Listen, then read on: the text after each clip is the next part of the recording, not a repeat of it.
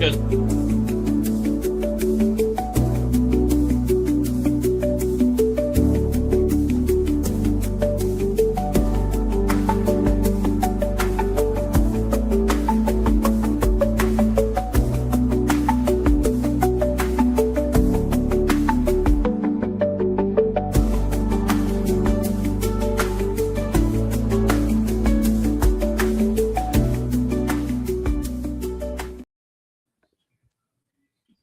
that was evil.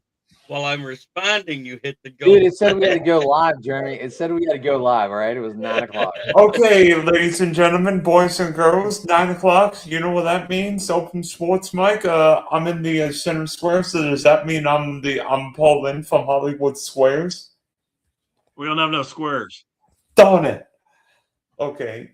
We need 3 more to have center square, man. Oh, come on. Come on. Where's Peter Marcher, Tom Bergeron to help us, please? Okay. I'm the center square. That means Big D, Spunky Spectrum Sports. To my left, we have a Lion fan, Jeremy. To my right, we have a Raven fan, Charles.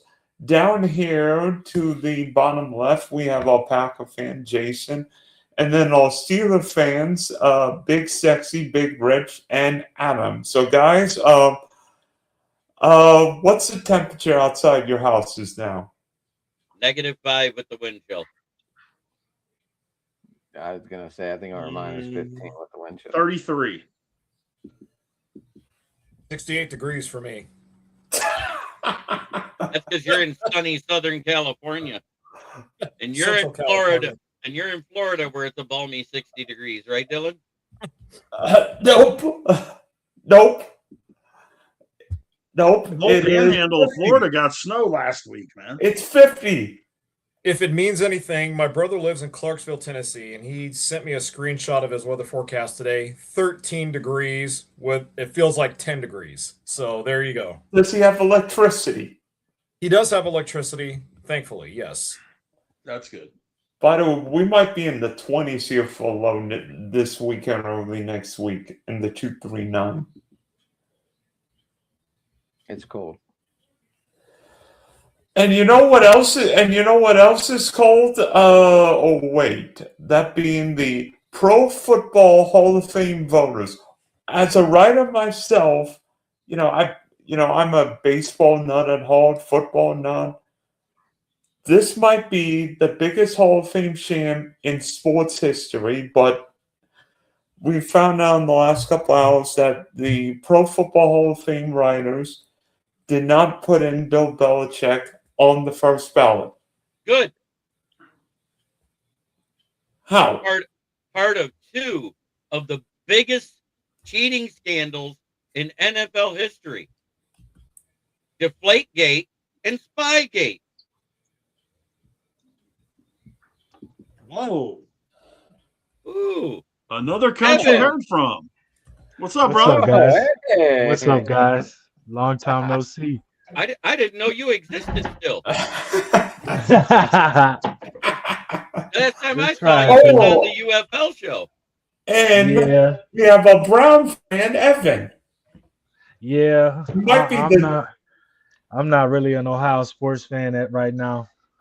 Who might be the Any next head sport. coach of the Cleveland Browns? Why? How can you not be an Ohio sports fan right now? Ryan Day sold it and let go of a good coach, and then went and hired Arthur Smith. The Cavs are playing like hot dog water, and the Browns can't hire a coach because the owner won't get out of the way, and the Guardians didn't do nothing. And then the Columbus Aviators didn't do nothing. I could keep going. Evan, if I'd have told you that one of your quarterbacks in the state was going to make the Pro Bowl, would you have not said Joe Burrow?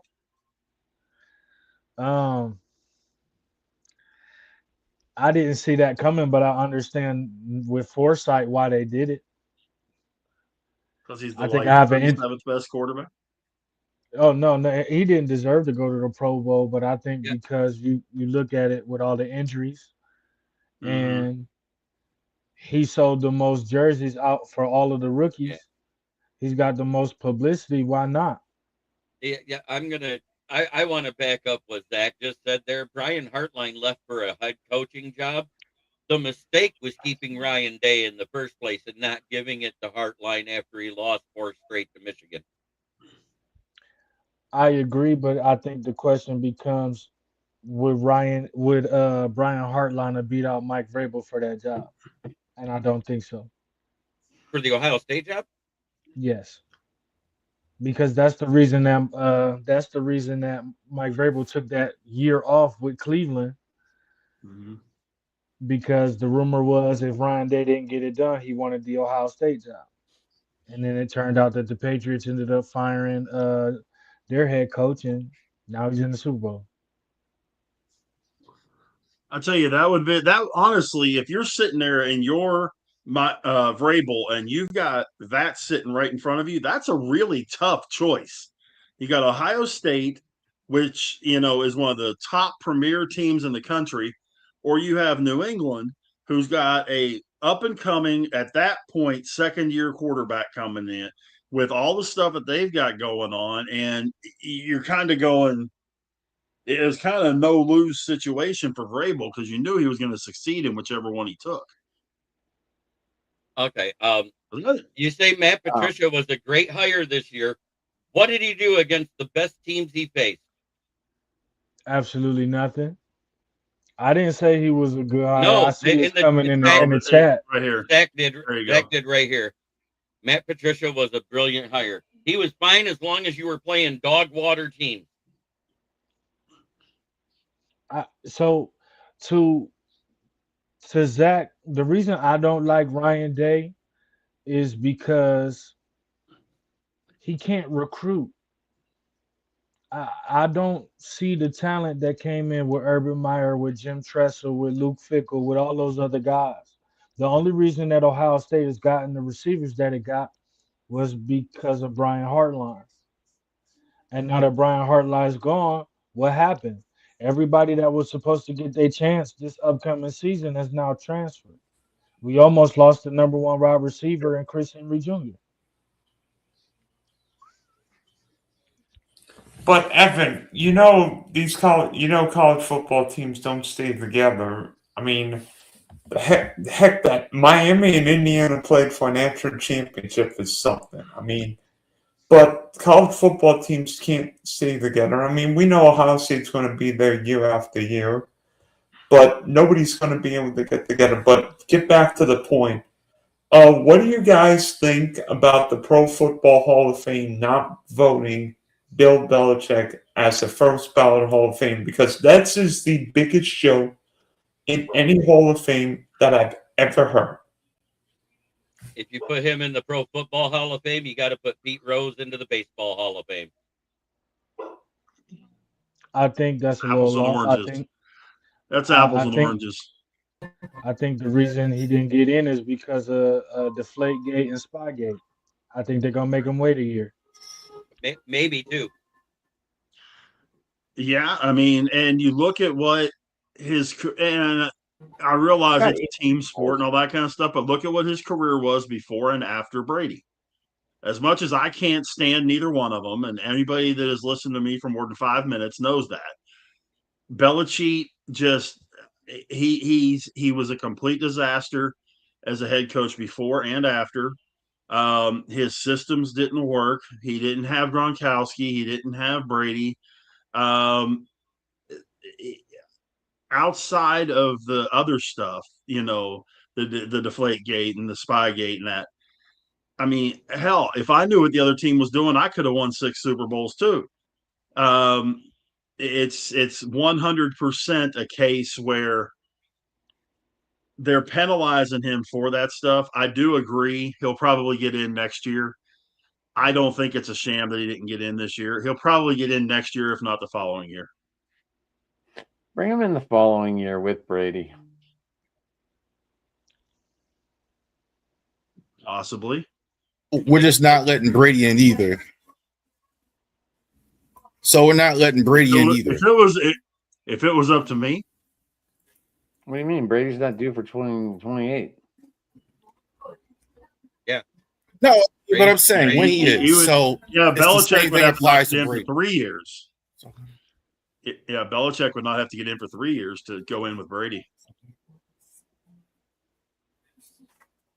So why don't we just stretch this out to Mike Vrabel, Randy Moss? Randy Moss didn't win the Super Bowl with him. So why don't we just stretch this out? Crap. Like, I don't know what you need to win to get in the Hall of Fame the first time to win 7 Super Bowls.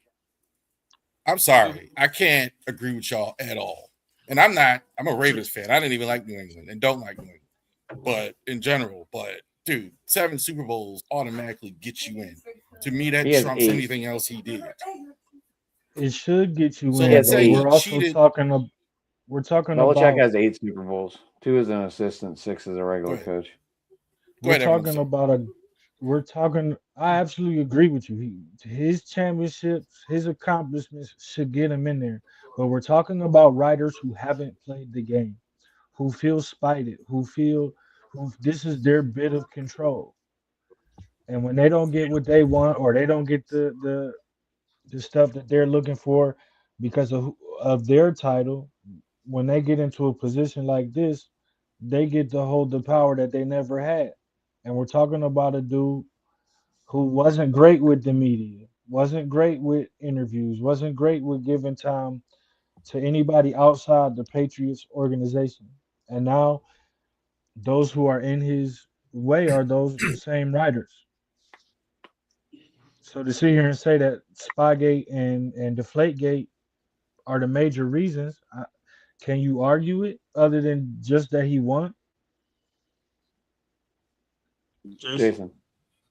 It's not, in addition to the writers, Evan, there are also a couple of guys on the voting committee by the name of Bill Polian and Tony Dungy, who were head coaches and GMs of the Indianapolis Colts when Deflategate took place.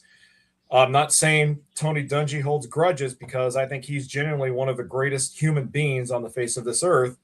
But Bill Polian was asked earlier today, after word came out about Belichick not being on the ballot, if he left him off the ballot because of the controversy surrounding Spygate and Deflategate.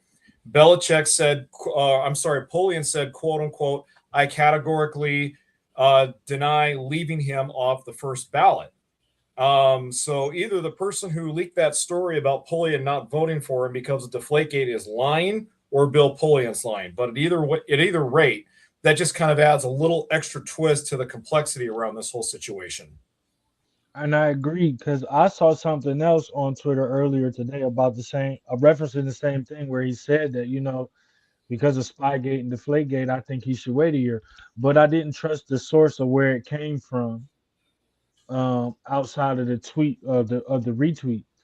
So you're absolutely right with that.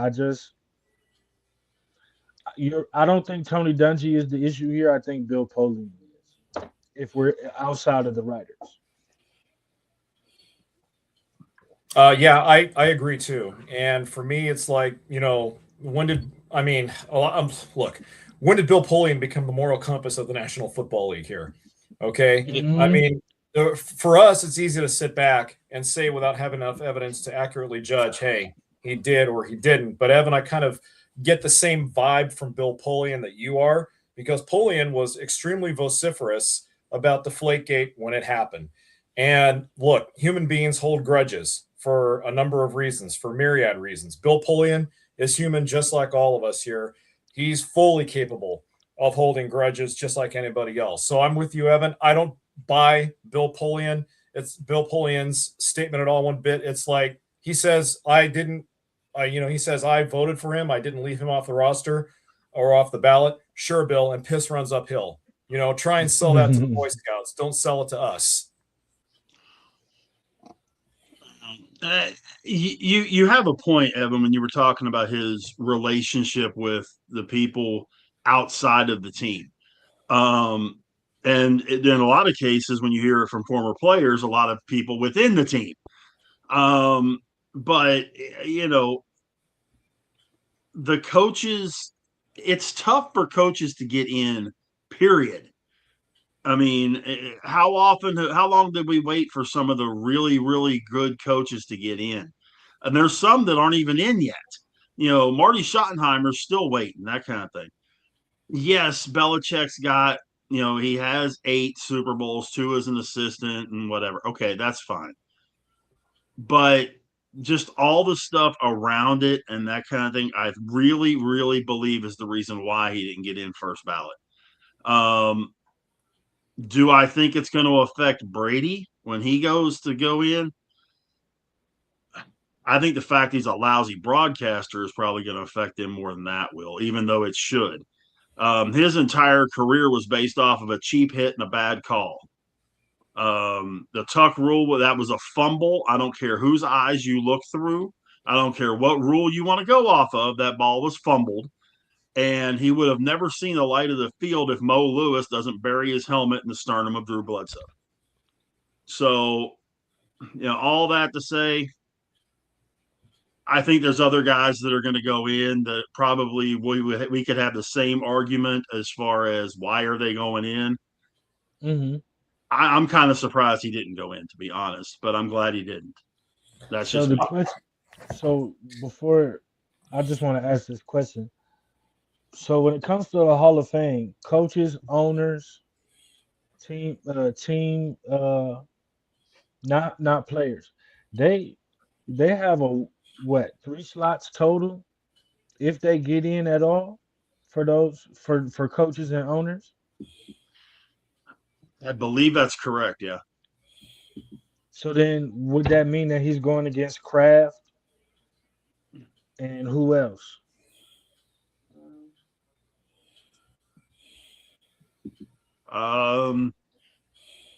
As far as the peripheral guys, I mean, I'm sure he'd be going against. I'd have to see who's in and who's not. Is Dan Reeves in? I believe so. Is Shanahan in? I don't think Shanahan's in. I don't think so. Not yet. There's a lot of guys that are, not in yet. Owners, if I remember correctly, the Mara family is in. The Hunt family is in. Rooney's are in. Jera is in. Al Is Davis. Dean Spanos in? I don't think. The Jerry Jones is in the Hall of Fame. Yeah, Jera's in. I don't think I think- Spanos is in. I think that's great. Didn't they put it? Talk roll tears. That's funny. That's Al Davis might be in the Hall of Fame. It's a fact. People can. So- It's spoken as a true Patriots fan. That ball was fumbled as long as the day is. All right. But hey, All right, so But, my computer yeah, was lagging, so I'm sorry about that. Let me tell you something. If Jerry Rice was the biggest jerk in the world to everybody he met, he's a Hall of Famer. If Tom Brady was the biggest jerk in the world to everybody in the world, some guys just get in. Belichick should get in. And again, I'm not the biggest Patriots, whatever. I mean, I never did buy the genius of Belichick and all that other baloney sandwich. But 7 Super Bowls is 7 Super Bowls. Period. I don't care if he had Tom Brady or not. That's a Hall of Fame career. Undisputed. Wait. So You're I don't missing know the what you got. I don't You're know what not you're missing. saying he won't get in the Hall of Fame. We just saying he wasn't a first ballot. That's all we said. yeah, it's a lot of people are saying, and I realize we're shifting sports here. A lot of people are saying that's part of the reason why it took so long for Carlos Beltran to get voted into the Baseball Hall of Fame is because he was a big part of the Astros thing. No, the reason why he took him so long to get in the Hall of Fame is because he doesn't deserve to be in the freaking Hall of Fame. See, Beltran is not the same thing. Beltran is a borderline Hall of. You can factor all that stuff in when a guy is, that stuff. But he had. You could argue whether he. But he had a major role in the. But he had a major role in the whole garbage can thing. So that's what people are saying was that was what was being penalized against him. For what it's worth. I don't disagree with that. I'm just saying, in Beltran's case, it's okay. It's a borderline Hall of Fame. But if Barry Bonds had been on that team, Barry Bonds should have been in the Hall of Fame. And that's why I want to see what happens with Altuve. Yeah. Altuve has a Hall of Fame career. I want to see if Altuve gets penalized. Am I safe in saying you guys all agree Altuve is a Hall of Famer? Without the question. Batting average and hits per season, yes. Yes, without a doubt. Altuve has a Hall of Fame resume, without a doubt. Dylan, go ahead. We know that the Pro Football Hall of Fame has elected football players who took performance-enhancing drugs, who've done things, who've gambled. I mean, Paul Horning, anyone? I don't think Bill Belichick's a bigger cheat than the guys who've taken PEDs, who've gambled. And plus, I mean, who's to say that coaches haven't done something similar to Spygate or Deflategate? They just didn't get caught. I mean, we know that the 1951 Giants put a telescope at the Polo Grounds, which helped them win home games. And let's not forget, Alex Karras, plus one of the four horsemen of the Minnesota Vikings, ran a gambling ring in 1969 and was suspended for a year, 68, right around there, and then came back. And Alex Karras is in posthumously in the NFL. This is a Hall of Fame. The NFL, the National Football League Hall of Fame in Canton, Ohio, is a museum dedicated to preserving the history of the National Football League, professional football, and the guys that played it. This is not a church. This place is not the White House, and it's not the Vatican City. All right? There are a lot of guys in every sports Hall of Fame, from football to baseball to basketball to hockey, all walks of sports that have some type of character issue, that have some type of checkered past, whatever. It's meant to chronicle the sport, the professional sport of the National Football League. It's meant to recognize guys for their achievements on the field, not off the field, and what they did. Now, do Spygate and Deflategate make Bill Belichick look really bad from a PR standpoint? Absolutely. All right. But that still doesn't minimize, like what Rav was saying, all the Super Bowl trophies that he won. It still doesn't minimize all the conference championships. This place is a Hall of Fame. Let's not dump holy water on it and make it more than what it really is. And again, like I said, I didn't say he won't get in. I said he will get in. And he also he will get in. I just knew it wouldn't be first ballot. Let me tell you something. And the guy leading the charge from this, from what we heard today, was Bill Polian. He's more evil than Belichick. If you want to take a guy, who's a more miserable guy than Bill Polian, for God's sake? They Jerry showed Jones. him the door. Jerry Jones, Bill Polian ain't got $1 billion. They showed him the doors, even with all the success he had in Carolina and in Indianapolis, the second they started losing. Same guy that said Lamar should be a wide receiver. Same guy. You guys need to document this because it doesn't happen very often. I'm going to say something good about the Dallas Cowboys. Jerry Jones as a guy is a really, actually pretty decent guy. I had the chance to spend some time with him a few years ago when he got put in the Texas Sports Hall of Fame, and spent a bunch, the whole day. There was a bunch of us spent the whole day together. Actually, a very nice guy. He doesn't, he doesn't run people down. He was asked all sorts of different questions where he had the opportunity to do so. Doesn't run people down. He doesn't, say anything super negative against teams and that kind of stuff. So to that degree, what Jerry did in 88, 89, yes, that's the one thing, and that's one of the biggest reasons why I despise the Cowboys. But as a guy, in my eyes, not a bad guy. Not a bad guy. So write that one down because you won't hear me say anything good about the Cowboys after this. I've heard a lot of people say that about him as an individual, that they like him. I know those guys that played with him, unlike the owner, they like him. The issue with Jones is recent years he's been kind of going Biden on us, off his rocker a little bit. And before that, he was too involved in things. He didn't have a GM. He didn't have this. He didn't have that. he's too involved in things. Yeah, but I don't think most people say he's a jerk or somebody you can't be in a room like Jim Irsay or somebody like that, where you just, difficult. I think he's a great guy, but I think he looks like a cross between Golem and the Crypt Keeper rolled into one as an illegitimate child. You know what? Maybe Bill Belichick's girlfriend will be in the Hall of Fame before he is, but that's neither here nor there. Back to the championship Sunday. Congrats to the Seahawks and Patriots for booking their spots in Super Bowl 60. I think we need to talk about the first USC quarterback who's going to be starting on Super Bowl Sunday, and that's Sammy Darnold. Boy, the Vikings look like Sean McVay screwed himself by calling that timeout, and then if he would have challenged it, he would have lost his second timeout on that one. Cooper Kupp did not catch that ball. I think it might be more catch fumble.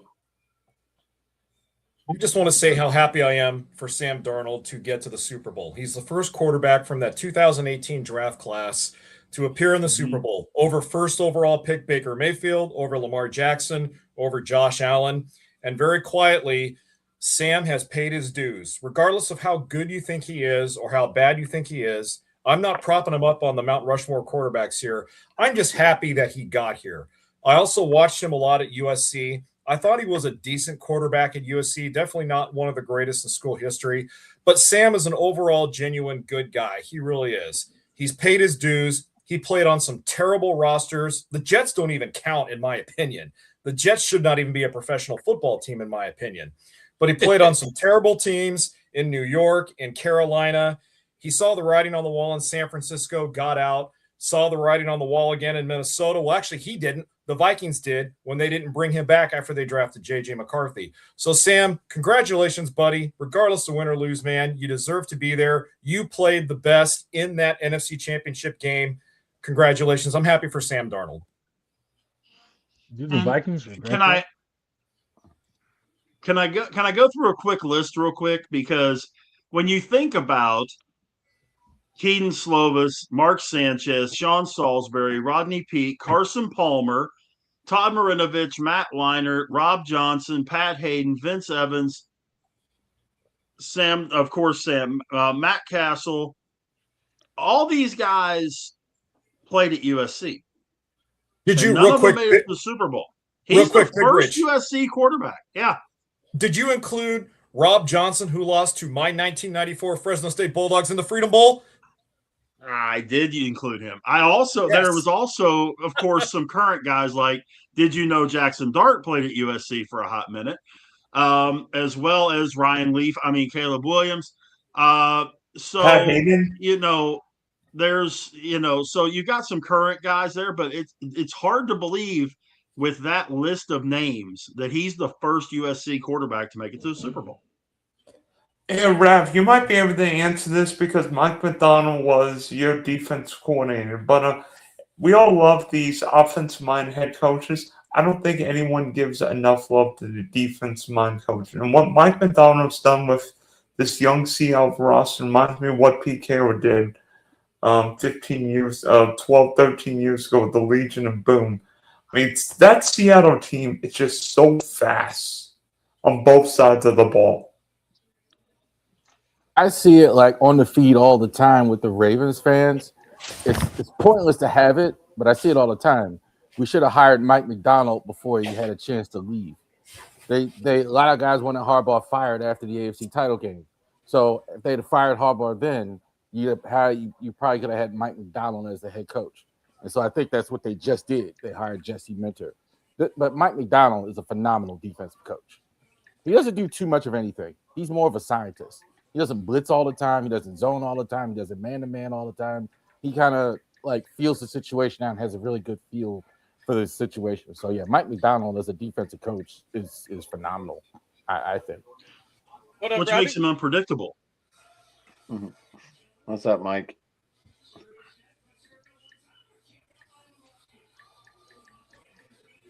The Yinzer. So have you did you guys hire Scotty Montgomery as your OC today? He was in for an interview with the Ravens. I have not heard that as far as who they've hired for OC yet. The talk is, the narrative is they want Cliff Kingsbury as the OC. Who is that guy? I think I heard the talk of the Bears OC. Forgot his name. Declan Doyle. Declan Doyle. Yeah, Declan Doyle. He's been turning down interviews though. Yeah. He doesn't want to do a lateral move. He wants to move forward, not lateral, because he is an OC. 30 years old. Yeah, it's his first year as an OC. Yeah, so but they would talk about like that. So I think Kingsbury doesn't have a lot of interest. So I think they're gonna wait. I know Lamar likes him. I think that makes sense because Kingsbury's worked with Kyler Murray. He's worked with Jaden Daniels. He's worked with Pat Mahomes. So like these mobile quarterbacks is kind of his thing. So that's why they're kind of looking at him as far as for OC as well. I don't want to hear that. I don't want to hear that, man. How much was I hammering? I wanted Kingsbury in Pittsburgh. I mean, I wanted him to be the head coach, or OC, but oh man, if he goes to Baltimore, that's just not going to be a good thing at all. That'll be pretty much enough to piss me off. You guys want to do a little team building exercise as we're in the middle of the show? Sure. Okay. There have been 7. We've got 59 Super Bowls that have been played, okay? There are 7 head coaches that have led 2 different teams to the Super Bowl. Who are they? You get bonus points for what teams? 7 head coaches. 7 head coaches have led 2 different teams to the Super Bowl. I want to say Dennis Green, Vikings and Cardinals, right? Andy Reid as a head coach. Oh, as a head coach. Okay, Andy Reid. Yeah, that's definitely one because that's Philadelphia Andy and Kansas City. Hold on. Tony Dungy. Don Shula's one. Don John Shula is Gruden. also. You know the teams.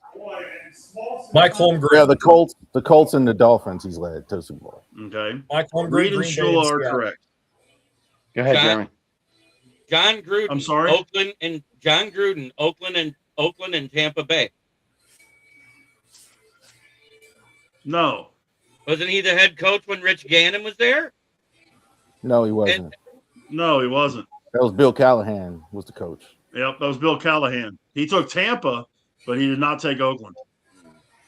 Mike Holmgren, yes. Packers and Seahawks, yes. I figured you'd get that one right out of the chute, Jason. So we have 3. We have Holmgren, we have Reid, and we have Shula. There's 4 left. Bill I Parcells. honestly figure the 5 of these will be easy. The other 2 are going to really. Parcells is correct. You know the teams? Yeah. Giants and Patriots. Giants and Patriots, right. So that's 4. Reid, Parcells, Holmgren, Shula.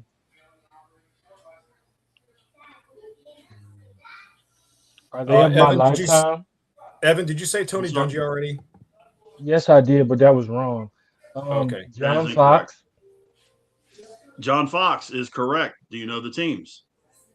I know one of them is the Broncos. The I don't remember the other team. Carolina's the other one. Carolina's the other one. Yep. So Fox, Holmgren, Parcells, Reid, and Shula we have. There are 2 left. Wait, what about Dan Reeves, Denver Broncos and Atlanta Falcons? Yep. That's one of them. We got 1 left. Okay. Is it Dick Vermeil? It is. Do you know the teams? The Rams, and I want to say there's a team in the NFC. The Eagles, yeah, was the other team. The Eagles, 1980. Yep. Yeah, they made a movie out Now, of it. now here's the fun stat out of all that. None has ever led 2 different teams to a Super Bowl victory. Right. 7 of them have taken 2 different teams. None have taken 2 different teams to a victory. Crazy Really? stuff. So, thought that was kind of interesting. That's a crazy stat. You would have thought, yeah, I'm surprised by that stat. Yeah, that's good stuff because I would never thought that one coach has never led 2 different teams. Yeah, it's never happened. And won. So have you guys, I'm sure, have seen that there's some people that have completely lost their minds and want to see these championship games and playoff games played in neutral sites with a roof where they're climate controlled. Me personally, that's the biggest bunch of garbage I've ever heard, but I want to hear what you guys think about this, because to me, the elements are part of the game. Thoughts? I agree. I think the the other- biggest. Go ahead. Let me talk. One thing rule I would like to change though is if they know that snow is going to be on the schedule, go ahead and make the teams wear an alternate away uniform so they're not white. I mean, I think the thing is, the biggest thing, the problem I have, and I agree with you, Rich, pretty much. But the thing is, the championships, to win the division and all that, the reward is to have the home field. So wherever the home field is, it's a deterrent to like having the home field, which I'm not for at all. Whoever has the number 1 seed should have the home field, no matter the situation. Everybody's complaining about what happened in Denver, where that second half was ridiculous. You couldn't even total uselessness of that. That's awesome. But I understand that, but I mean, I think that is what it is. I think that shouldn't change, in my opinion. Like, whoever gets the number 1 seed, whoever went, should have the home field in the championship round. And all of us, except for Jeremy, could have that happen at our team's home field. That we could all have that happen in Cleveland or in Green Bay or in Pittsburgh or in Baltimore. We could have that. So we got a question here, though. How about this one? We know Francisco Mendoza is going to be the number 1 pick going to the Raiders. Thoughts on this since Max Crosby wants out? I think it's going to take a lot more than just T. Higgins to get Max Crosby. I think that the Browns are going to have to fork over some first round draft capital, whether this year or next year with it, and possibly some mid-rounders. Because T. Higgins, while he is a talented receiver, he's technically not a 1 on most rosters. He'd be a 1 for the Raiders, but he wouldn't be a 1 on about 10 other teams. Yeah. I mean, if he was in someplace like Dallas or Minnesota or something, yeah, he wouldn't be the 1 there, but or even Detroit. I think trading your top player for another player is not a smart move. If you can't do what the Jets did this past trade deadline when it comes to trading your best players and you have the number 1 pick, what's the point to trading? If I can't get more assets to build around my franchise quarterback, since I'm going to take him before I have the pieces already set, I need more pieces so that I have more swings at the ball so that I can make this work. So if you're just trading for a T. Higgins, it's not worth it. What if it was Crosby and a 1? But you went. If I'm the Raiders and I'm trading Max Crosby, I need 2 1s, a second, and maybe a third or 4th. I'm that bad. What are you guys talking about? Wow. The question that was asked. We had one of the listeners throw this question out here, Dylan. Here's the problem. Max Crosby costs more per year than T. Higgins already, and the Bengals are close to cap hell. So you'd also have to have them take on part of the contract for Crosby, which they can't afford to do because it'll put them in cap hell by taking on T's contract plus part of Max's. It would be because they're still paying Carr for that extension, aren't they? I believe they have 1 more year on it. Yeah, this is the last year of Carr's extension when he was extended. Yeah, I think this is the last year of that extension. No way. The Raiders are definitely a rebuild. No way I would trade Max Crosby for T. Higgins straight up. I think they're 2 totally different players. But if Cincinnati was going to give you their 1 and T. Higgins for Max Crosby. No, couldn't do it. We've had this discussion a couple times. If I'm the Raiders, I'm looking at what the Browns did last year. Reason being, I know you want to be out, but you're the only thing selling tickets. Ashton Genty wasn't that great last year. Brock Bowers is the only other thing we have on this offense. We have no offensive line.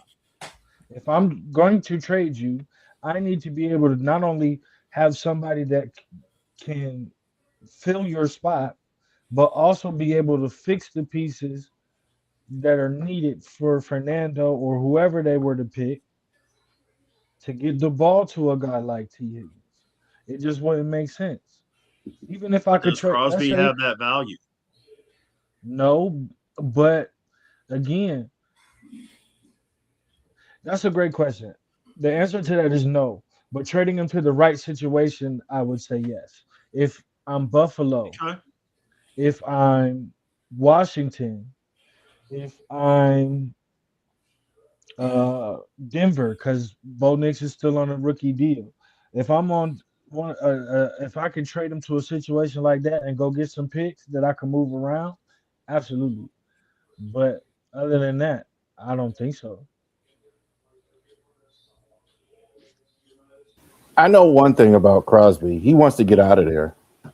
He does. I And don't. we I do don't understand imagine. this, Welder. We do. I And can't imagine he wants to stay. Like And regardless. I am making a bold prediction right now. Max Crosby will not be a Las Vegas Raider on opening day.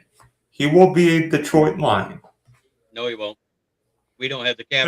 Could I throw a name out there though? Because we're talking about draft picks and that kind of stuff, and a team that Dallas if you Cowboys. were going to throw a receiver in there, what about Miami? That if you were going to go Jalen Waddle and a couple of maybe this year's first and next year's first, Miami's for in Crosby. Miami's in bigger cap held than the Bengals. Miami could be $50 million over the cap when they cut two. Put it this way: there's only two teams in the NFC North that'll be over the cap going into next season. It's the Lions and Bears. Everybody else is over the cap. They have to start restructuring. Yeah, I was just thinking Miami with the receiver and the possibility and needing the defensive presence. I think Crosby is a presence. Evan is 100% right. He is a presence. Miami needs linemen. Miami needs offensive linemen. They can What draft about Max linemen. Crosby to Dallas? I know. No, I don't know their cap No. situation. But if you're talking, just hear me out. I don't know their cap situation. But if we're saying trade for a receiver, Pickens can be available on a new contract. They just got how many picks? Do that? They can give up some picks to put him next to Quentin Williams, and now they have a formidable offensive line, and it puts them in a Super Bowl window. And Jerry will find a way to pay the money. They are going to be way over the cap. Yes, they would be better off dumping CeeDee Lamb than they would Pickens. Wow. From cap space. Now Lamb going to the Raiders, yeah. And then they do have 2 2s. They have 2 1s, 2 2s, 2 3s this year. They have 7 picks in the top 4. So, by the way, if they did something like Lamb 1, 2, and 3 this year for Crosby, I could see it working for Dallas. But outside of that, the salary cap is going to bite them too hard. Dallas is $30 million over the cap right now. Yep. Right. I looked at But their if they two teams that are good teams that are really far under the cap. The Titans have the most cap room. They have like 80 million. The Chargers and the Rams are the 2 teams that are really cap space, and they could do it. I think both teams could use that a team. The Chargers, I don't think, because that's going to be in division, so maybe they don't want to do that. I think the Chargers need a lineman. And I think the Rams have 2 picks in the first round as well. 2 1s. They do have 2 picks.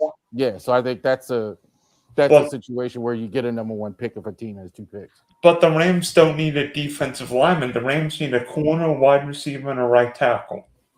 I think the Rams take Max Crosby if they can get it. No. The Rams are the one team that don't need a pass rusher. This scenario, I could see the Eagles more than the Giants. Bingo. Yeah, the Giants already got a young pass rush. They got what in the last 5 drafts, 3 of their guys have Abdul been Carter, linemen. Kayvon Thibodeau, yeah. Kayvon Thibodeau, as they already announced, is probably going on the trade block. Yeah, but he's got another Brian one Burns that they're too, right? going to want a lot for. They got Brian Burns too, right? They got Brian Burns too, yeah. Abdul Carter. They still got Lawrence in the middle. Yeah.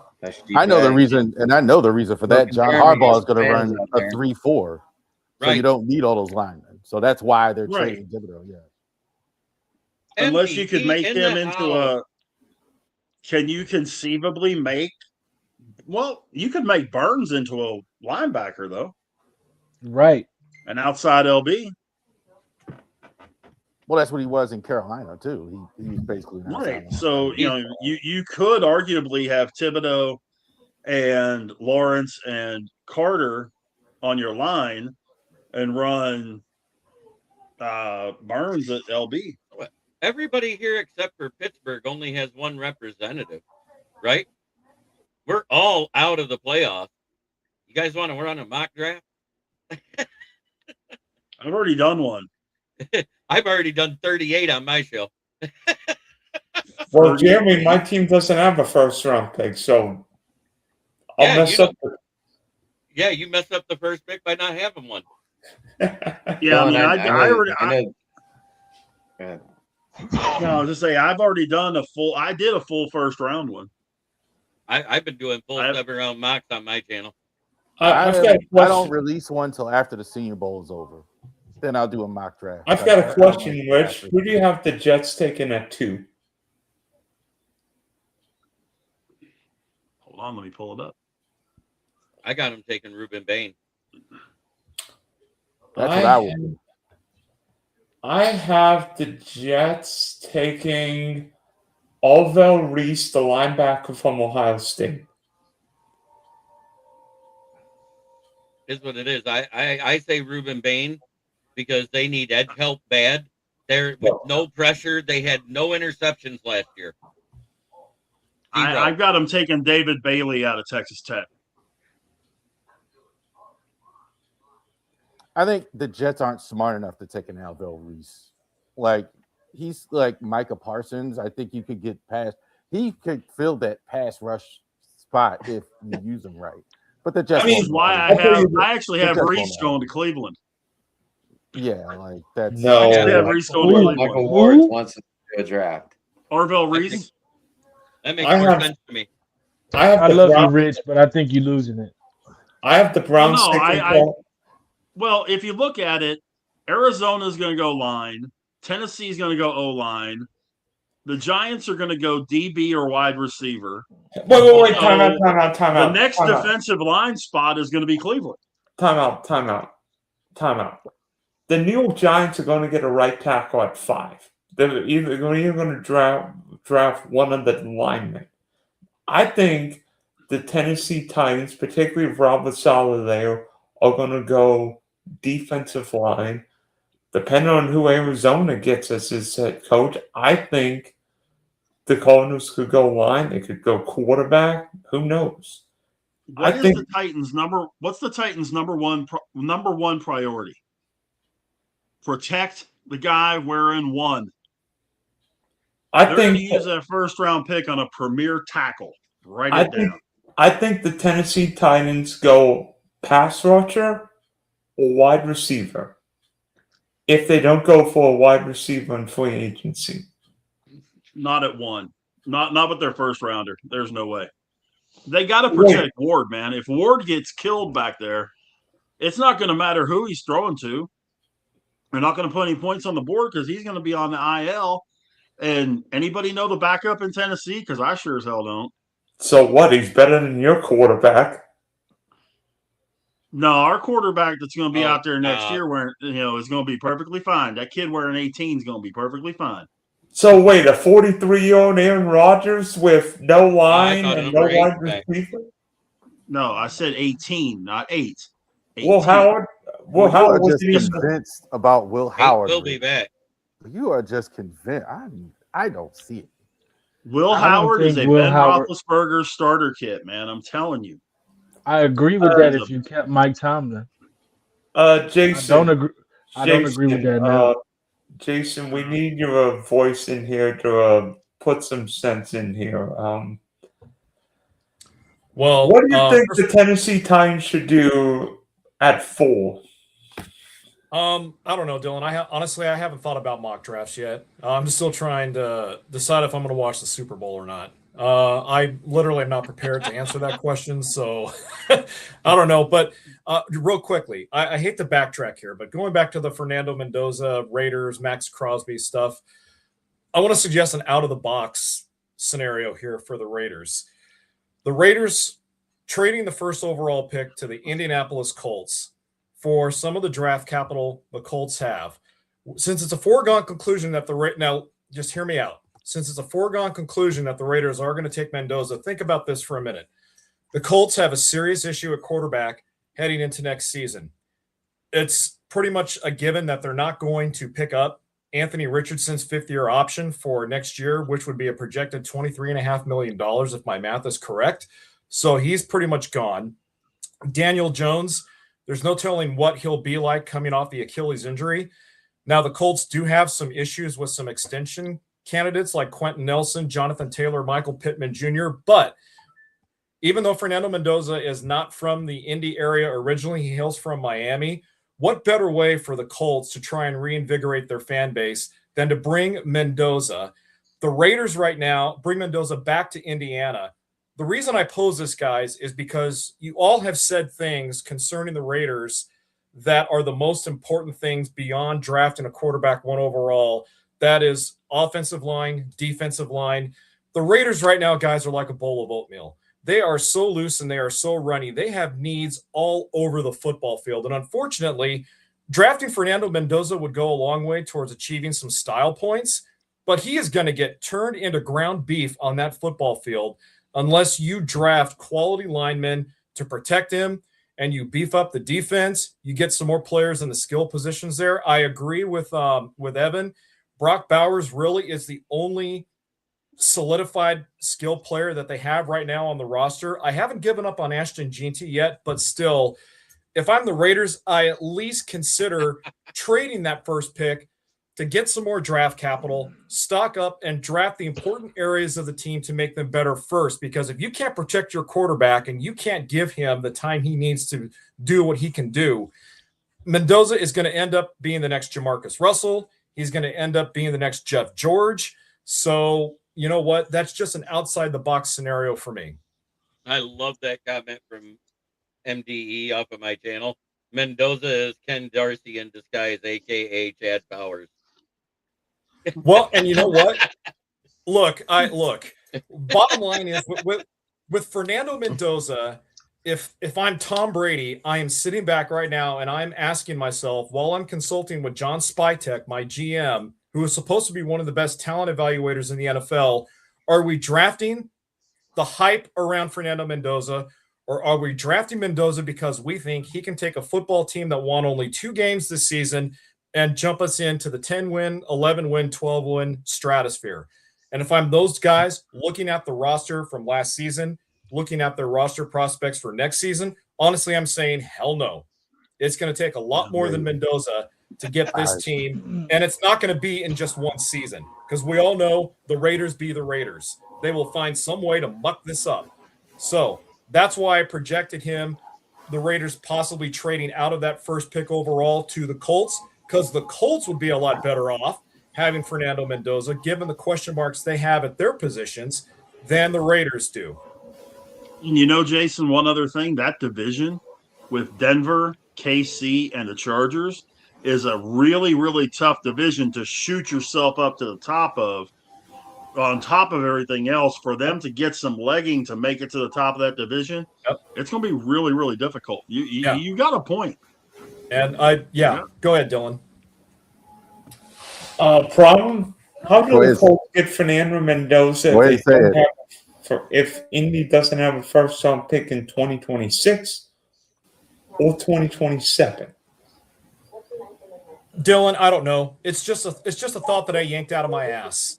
to me, it makes sense from an Indy roster standpoint because they also have a need at quarterback. I don't know what Indy's draft capital is like as far as first round picks, second round picks, third round picks. But what I was just go ahead. Jets have both of their first round picks the next 2 years because they traded for Sauce Gardner.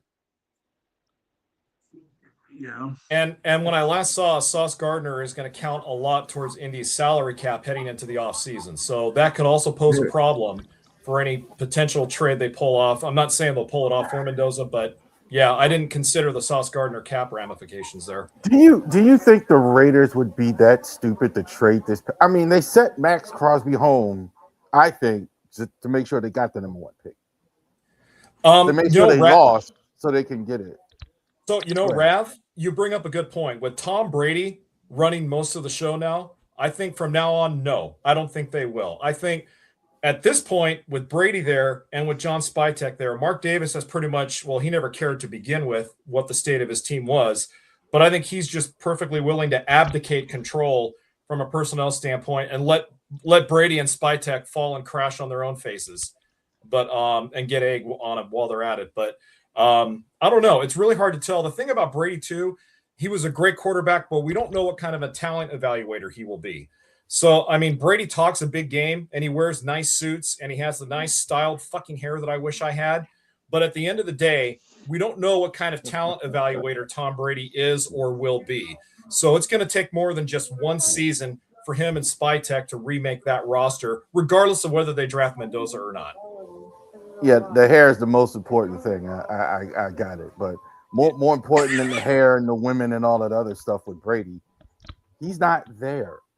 You can't be broadcasting these games. Mostly in the broadcast booth, yep. And that's not going to work. These guys, like Eric DeCosta's been sleeping at the facility in Owens Mills. Like, well, and go ahead, I'm sorry. There has been mention, and from what I gather, it's going to be brought up at the owners' meetings that Brady's going to have to decide ownership of the Raiders or his broadcasting job because of insider information. There's a couple of analysts that have that are going to have the exact issue. I don't think you can do both. I think you can have ownership. You just can't have day-to-day say in the operation. That's Brady's got day-to-day say in the operations. Brady's got final say outside of Mark Davis and be the announcer and be, he does have restrictions on him with Fox. He can't go to the facilities like a lot of these broadcasters, be in production meetings and all that stuff like some of these guys. So he does have some restrictions on them. But yeah, I agree. I don't think you could run a football team and be the number 1 announcer at Fox at the same time. I don't see how you do it. Not well. They were bringing it up about Aikman too because he's got his role with Miami now. Having the same situation. Well, Aikman that's a temporary thing. They're just bringing him in until they get some. I don't even know if he's even still. I think he's just helping them through transition. That I don't mind. Like if you fired the coach or whatever, but I don't think Aikman's going to stay there and do that. Hey guys, I think we need to spend some time talking about Drake Maye and the Patriots because this time last year we were looking at the Patriot previous head coach being one of the worst coaches in NFL history, saying that like Jacoby Brissett was better than Drake Maye. And now the Patriots are back in the Super Bowl for the first time without Belichick or Brady. I mean, the Tennessee Titans right now have to be fuming, thinking, how the bleep did we let Mike Vrabel leave the building? Yeah. Oh, so I have another thing to talk about after this, but right now they let Brady leave the building. They let Belichick walk out with their defensive coordinator, Gerard Mayo, with a contract that said if Belichick retires, he becomes head coach for at least a year automatically. So that's why Gerard Mayo was there. The Titans, they got to be sick to their stomach watching Vrabel take this team to the Super Bowl. Just as sick as Vikings fans have to be watching Sam Darnold lead the Seahawks and look great in prime time all damn season when they said that's when he failed. Nobody feels worse than the Browns. Yeah, you guys will Because end up with Jim Schwartz as your head coach. He which wasn't a bad head coach with Detroit. He was not. He had a bad season due to injuries on defenses last year, and he deserved an extension, but they decided to go with the safe hire in Jim Caldwell. and I agree with that.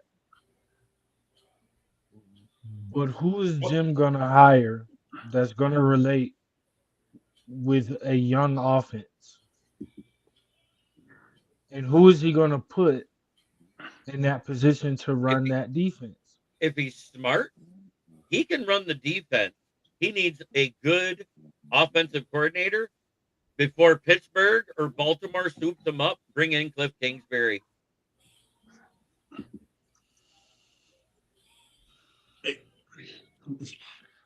I'm not I wrong. don't believe in Cliff. I'm not. I don't believe in Cliff Kingsbury the way that other people do. But to stick to Vrabel and the Patriots, Vrabel was here as a coaching assistant and ended up finishing the year as our offensive line coach.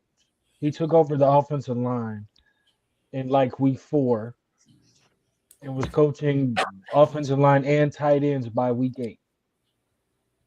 And we let him go to give Kevin Stefanski one more year, who I think is going to have success in Atlanta. But that's a different conversation. Well, I thought so too until he brought in Bob Quinn as his advisor, the guy that advised him to trade for Deshaun Watson, because that guy got me fired in Detroit. We better get him. But here's the thing. Kevin Stefanski didn't want Deshaun Watson. And it was said then, and it's been said now. The Deshaun Watson thing was a Jimmy Haslam issue. But to stay focused on what Vrabel did in New England, I didn't think they would make the Super Bowl, but I for sure thought that they would get far in the playoffs. I felt like they were 1 or 2 pieces away, but this brings the question of what we were talking about with Mendoza. Do you really take Mendoza if you don't feel like you have that kind of head coach? Because my fear for Mendoza is they draft him and he's the next Andrew Luck. He plays well, but he gets hit all the time and then he retires. Yeah, they need O-line. That's 100%.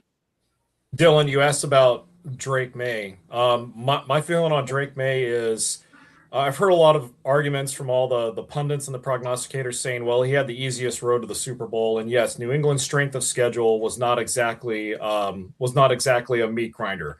But look, regardless of the strength of schedule or not, you still have to go out, you still have to play the games, and you still have to prove that you can win the games.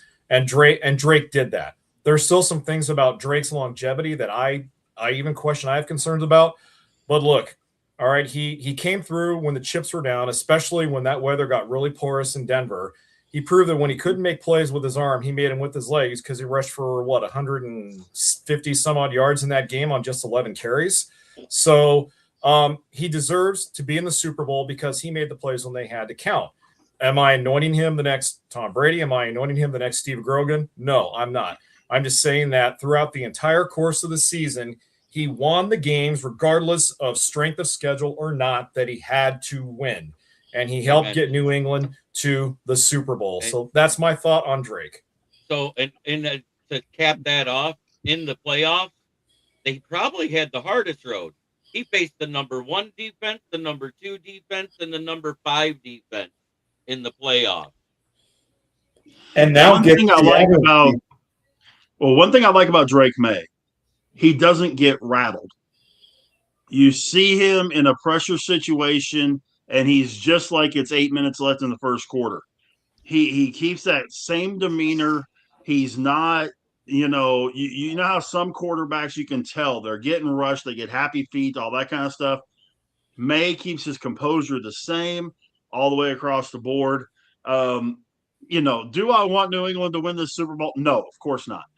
But the whole premise of what Drake Maye, I think, is going to be, if he keeps his mindset like it is and continues working with Mike Vrabel, and then they bring him some more tools like a number 1 receiver, that sort of thing, that could be a pretty dangerous team for the next few years.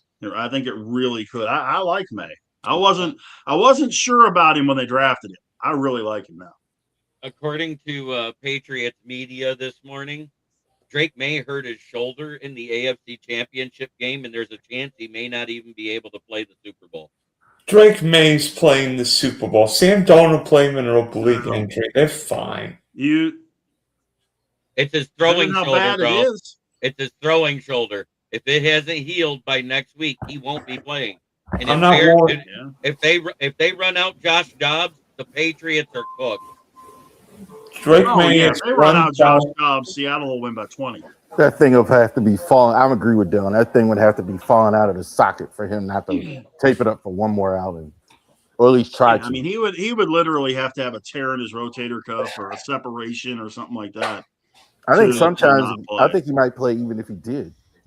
Hey, if Depending Ronnie how Lott bad can it is, rip you're off his probably own right. pinky finger, Drake May can play with a separated shoulder, damn it. Hey, Logan Mankins played the Super Bowl with a partially torn ACL. Phil Rivers played an AFC Championship with a partially torn ACL.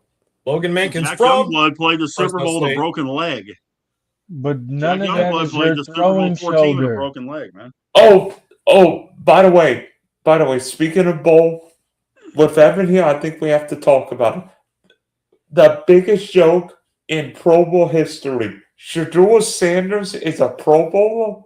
What? That's not the biggest joke in NFL history. The biggest joke is Jamarcus Russell. The biggest joke in the Pro Bowl is Tyler Huntley. Even though I love Tyler Huntley, No, the We have biggest to- joke in the Pro Bowl is the fact they call it the Pro Bowl when it's flag football. and I was gonna get there, but I Mhm. chose to go the high road. They I put didn't. him in there Anybody that because of injuries. Because of injuries, and Anybody because he that- sold the number one jersey. Anybody that classifies the quality of a player, and I've been saying this for a while, some of you guys already know this, that classifies the quality of a player on the number of Pro Bowl appearances is completely off base, because they've been substituting and flipping and flopping guys as Pro Bowlers. There's been like the sixth string offensive tackle is classified as a Pro Bowl. The seventh or eighth or ninth quarterback, because of injuries or because of not wanting to play or whatever, becomes a Pro Bowler. No.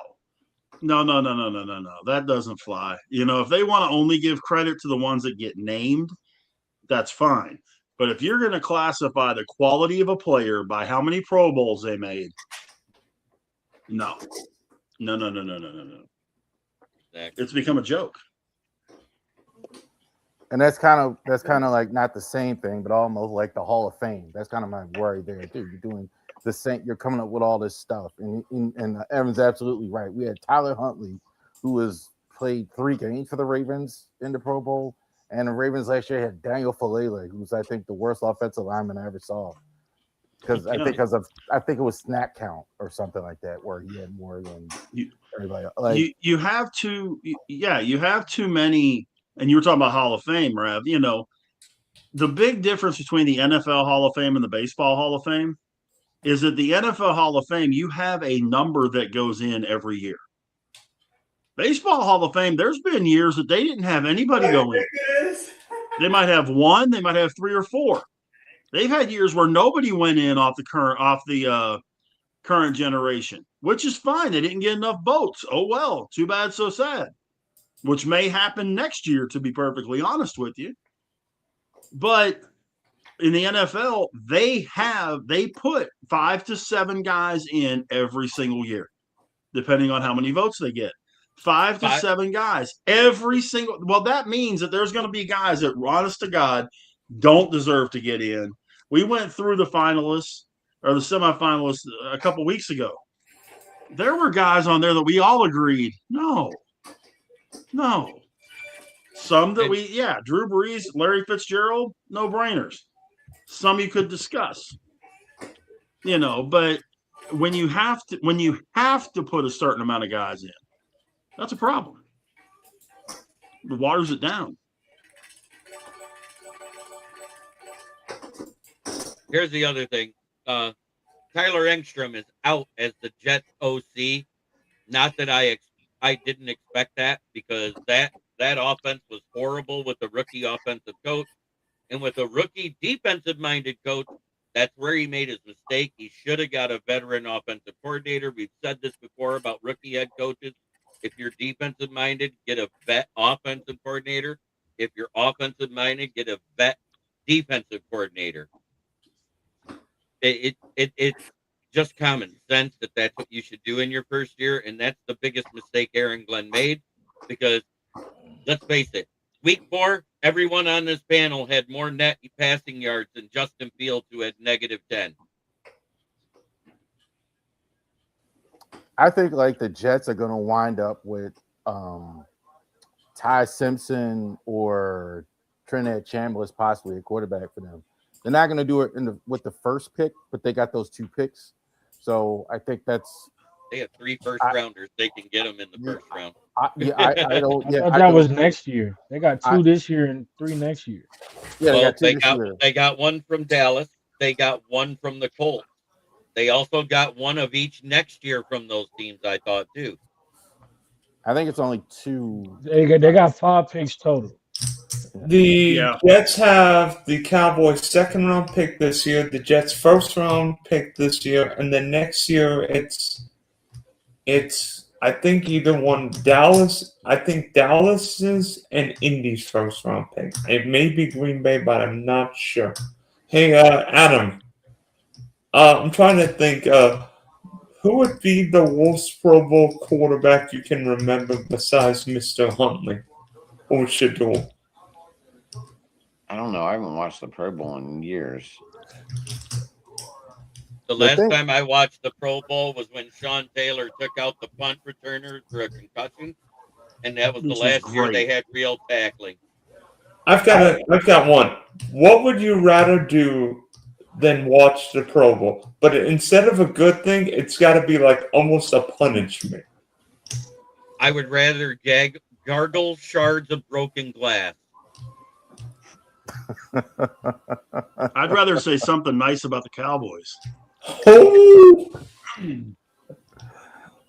Oh man! Yeah, like I can't get like I'm not like it's flag football. I'm not that into it. Yeah, I mean it's the only true All-Star game is the MLB All-Star game because it's the only game that doesn't completely change the game. You know, the NBA All-Star game is nothing but a pickup game. The next person that plays defense in the NBA All-Star game is the first. The NHL All-Star game is kind of the same way. You're not checking anybody. You're not, the score becomes like 14-13. Major League Baseball, you actually play the game. You're out there playing a legitimate baseball game and playing it to win. That's the only All-Star game in the major sports that to me is, then you get the NASCAR and the MLS and that kind of stuff, which is a different kettle of fish. But to me, MLB is the only one that's really worth watching. The thing I remember the most about the Pro Bowl, and I'm being serious saying this, is when Peyton Manning just ripped apart his own kicker, Vanderjagt, called him an idiot after Vanderjagt came out in criticism after they lost the playoff game. We're talking about this idiot kicker like this. Why are we even talking about this idiot? Didn't he call him a drunken cook? Didn't he call him a drunk kicker? Called this drunk. Yep. And of course, he never played for the Colts after that anymore. By the way, we also found out today the Buffalo Bills have named Joe Brady as their next head coach, which sort of surprised me. Didn't surprise me. I wasn't surprised. No, it didn't surprise me at all. Want to know why it didn't surprise me? Because they were stupid enough to let McDermott go and then blame him for drafting Keon Coleman when we heard Bean rave about Keon Coleman the entire combine. What was funny for the Bills is they were going to interview Mike McDaniel. So let me get this straight. So you're going to interview the guy, you fired the guy because he's not winning Super Bowl, but you hired the guy they kept finishing ahead of to fix your problem. Like Brady was the only guy that wasn't a complete joke. I mean, they interviewed Rivers. Nobody else really was available that they would have liked. So they just went with Joe Brady, which I don't have too big of a problem with. McDaniel Josh withdrew Allen his really interview. And McDaniel went back to San Diego and said he's not taking any head coaching interviews. So he's going to stay in OC is why they went with Joe Brady too. I'm surprised nobody wants the Raiders job. I'm a little I'm not. surprised. I mean, the Raiders are kind of crazy, but like you get at least there, you get the number 1 pick. So at least I know like the quarterback and what I'm getting and all that in terms of that. In terms of that, like the Browns, I get it, and the Cardinals, I guess I get it too. They just don't know what both of those. I think both of those teams are way more interesting than the Raiders, and it all has to do with the number 1 pick.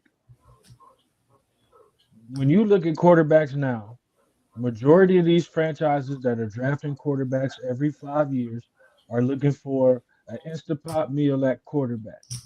And you're going to take a guy who wasn't on the radar at Cal to be in the draft last year, goes with Kirk Cincinnati, wins a championship.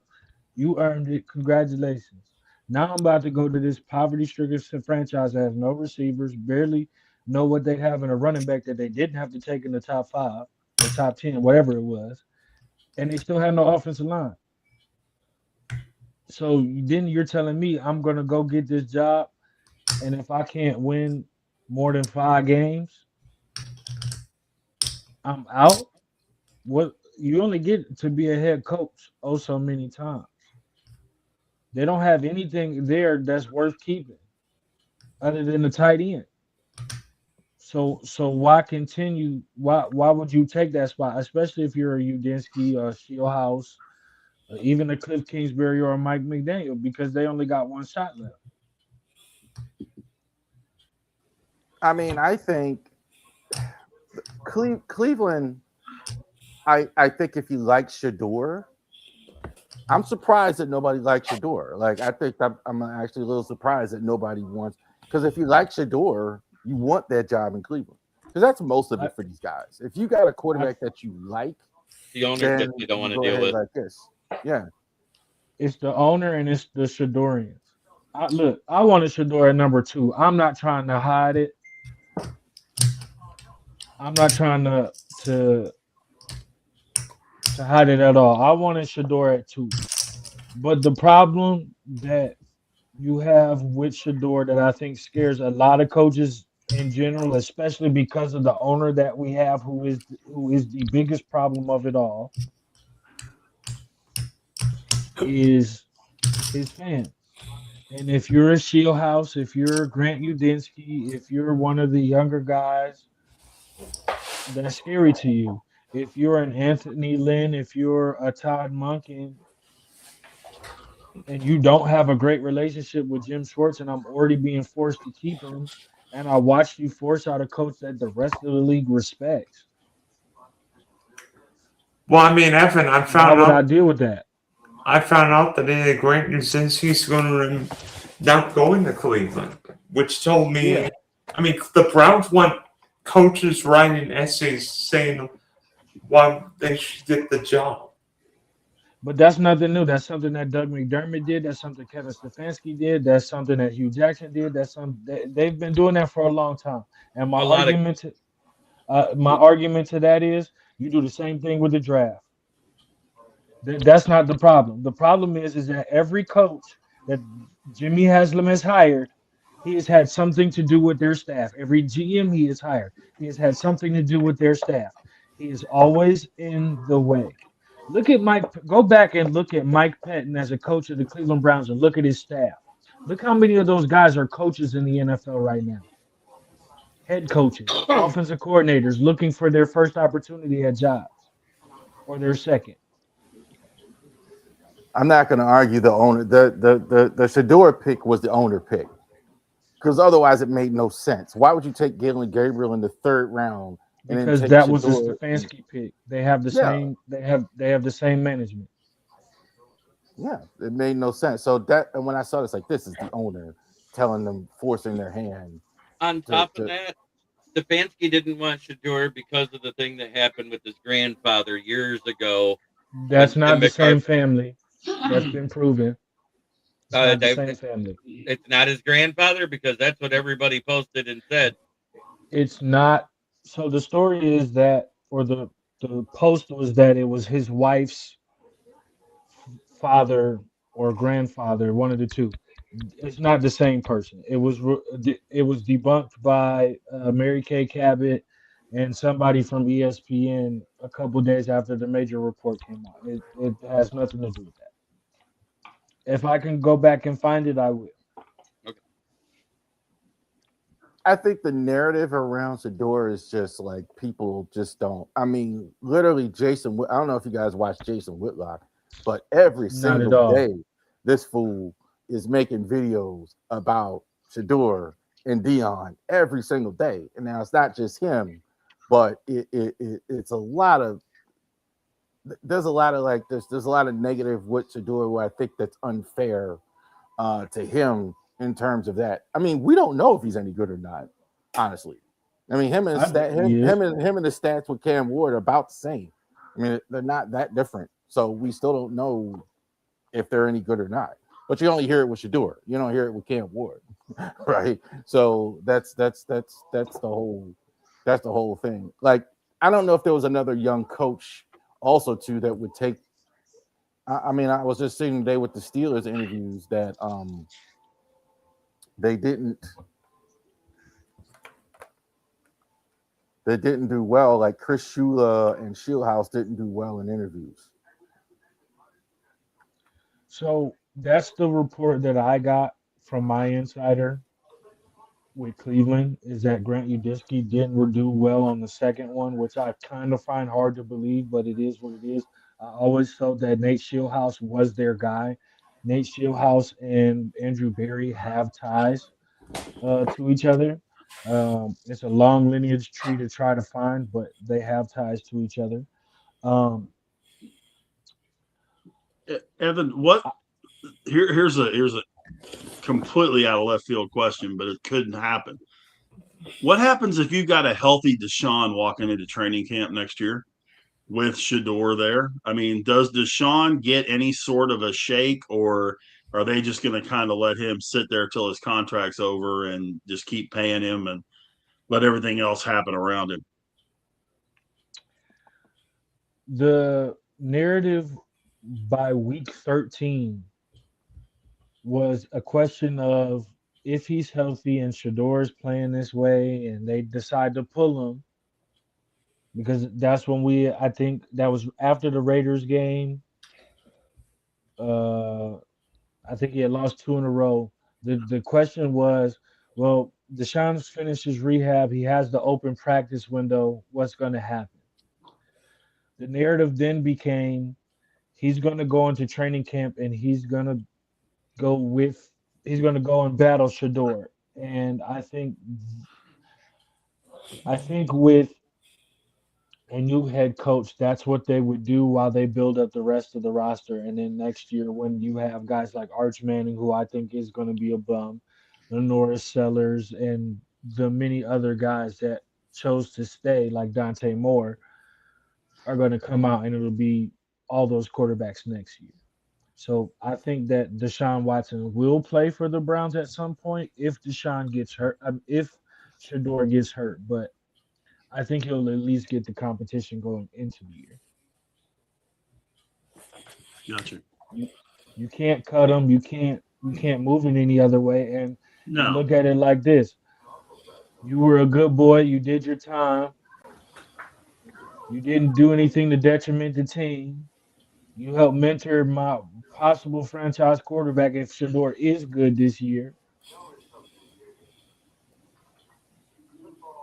What's exactly wrong with him? I don't. Who? Is anything? What exactly is the problem with who? Deshaun. Why isn't he playing? Achilles. Well, he had tore his Achilles twice. He then tore what was it? His rotator cuff or the pivot bone around the rotator cuff. He chipped that against Baltimore. He's had a lot of injuries around here, but I think the one thing that nobody wants to talk about, especially fans, is because fans are guilty of this, is the way they treated him during the entire situation with the charges that he was accused of in Houston, and the way that they would harass his wife, threaten his mother, verbally and physically, to the point where they couldn't do anything within the city while he was here. And I think that destroyed him mentally way before he ever got hurt physically. I think I'm more on the second thing you said. Can he play? I agree with all that. I'm not disagreeing with any of that, but like it's like he hasn't been any good on the field. When I think he can. I think he can. The reason I think he can is because there each of the 2 seasons where he actually played some kind of games, you saw a little bit of flashes. The thing that I think people don't deep dive into what the problem was with him here, whether it was Deshaun, Dylan Gabriel, Baker Mayfield at the end of his time, or Shador, was that Kevin Stefanski's offense never evolved and it became predictable. And therefore, because it became predictable and you no longer had a Nick Chubb, you no longer had a Kareem Hunt, you could, in a healthy David Njoku, you couldn't do the things that you were doing normally or in the beginning when you won 2-time coach of the year. Do I think that if he gets a coach that knows what he's doing and knows how to mirror the run in the pass game and can do something, could he show some flashes? Absolutely. You don't just lose that talent overnight, but do I think it's likely? Most likely not. Not in Cleveland anyway. Unfortunately, it's not overnight because when has it been the last time he played an entire game? Not last year. Yeah, last year. No. Last Year year he before didn't play last. the entire game. It was the year before the Achilles. That was the last Yeah, time so he year- played an entire game. And then before that, he came in, played preseason, got hurt, and basically almost missed that entire season, if I remember right, his first year at Cleveland. We're at about 6 His first year he seasons was now. suspended. We're at about 6 seasons now since we had the real Deshaun Watson. I mean, where he was really good in Houston and all the putting up stats, and he was on par with Lamar and all these guys and all these young quarterbacks. It's been about 2018 since we've seen it. I could be wrong about that. 2020. Yeah, 2020. Thanksgiving is when he torched Detroit on Thanksgiving, which led to Bob Quinn and Matt Patricia being fired. It's been a minute since that's a long. I mean, we've seen it before. Michael Vick was a guy kind of resurrected himself, after several years. We've seen it. Rich Gannon was a guy several years on the bench, kind of. Geno Smith, not totally impossible, but I don't know why you just don't send him home and just play. I don't know what.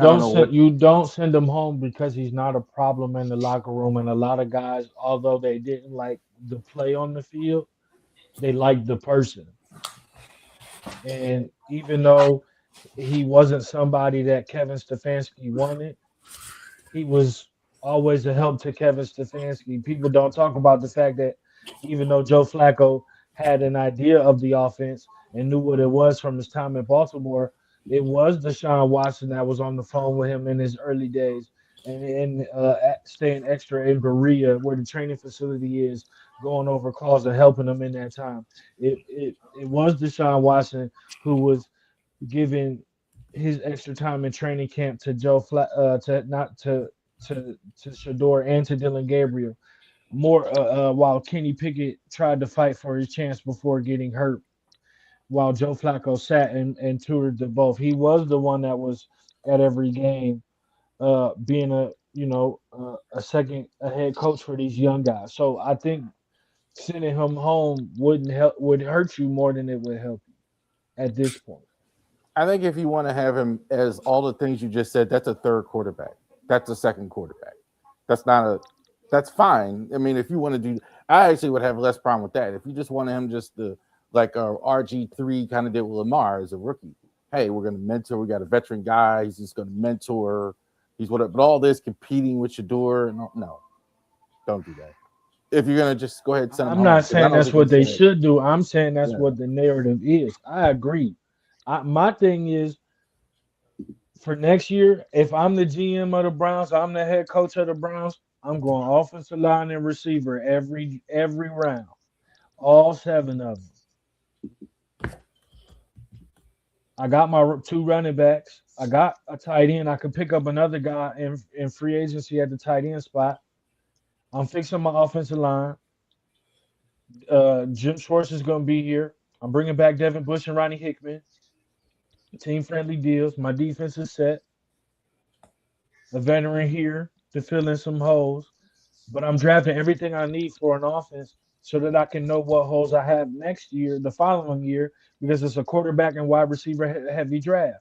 If I do everything to build around um, Shador or Dylan Gabriel, I don't really care if it's Anzumama, to be honest with you. If I do, whoever is throwing the football, if I do everything I can this year to build around them, like the Bears did with Caleb Williams, even though that's what they should have did with Justin Fields, but that's another conversation. Then I know what's next later, and then I can go say, okay, cool. I can go trade up and get a quarterback. I got an offensive line, or I could focus and get another receiver here, or I can see if I can get another pass rusher to kind of learn from Miles now before Miles retires or Miles is gone. But this year, no, I'm doing everything I can to build around the quarterbacks that I have. We need your Cleveland show back. Gentlemen, I think we need to have a little fun here. How about we do some trivia? I know Rich has got one for you, but I've got one for you. But before we go, I've been waiting to talk about something that happened here in Detroit. Like I said before the show, we hired Drew Pensing, and then we went ahead and took that offensive coordinator off the board, and Mike Kafka, who actually was the quarterback's coach with Andy Reid and Patrick Mahomes for 5 years before he became an OC.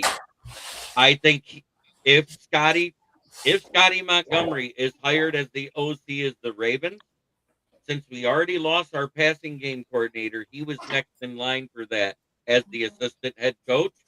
Mike Kafka becomes the passing game coordinator and assistant head coach, replacing him immediately.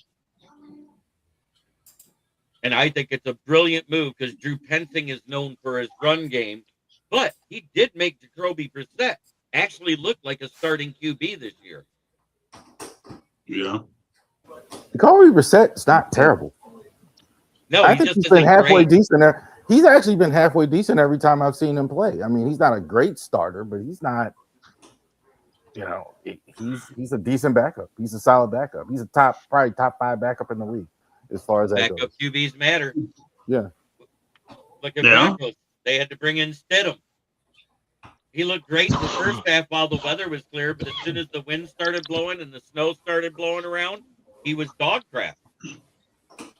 Well, okay, but whenever anybody is going to be dog crap in that kind of conditions, I mean, let's be honest. I mean, Drake Maye only threw for 86 yards the whole game, so Well, I don't care who you are. They could be Joe Montana out there. It ain't going to matter. I've been saying it all. I've been saying all year. That New England defense is no joke. I think the problem is nobody knows the names, but Milton Williams, Barrymore, Harold Landry, Christian Gonzalez. If he stays healthy, man, this guy's a stud. Christian Gonzalez, he's awesome. Hey, we know the name Barrymore for the wrong reasons this year. The same reason why we heard Stephon Diggs for the wrong reason this year. Diggs has also been better than I thought he would be. I mean, honestly, I didn't know. I think the only reason that was like they kind of looked at was the best they could do. Diggs has been very good for them. Oh, Diggs, I did. Diggs has been Diggs and the whole receiving group has been better than I thought.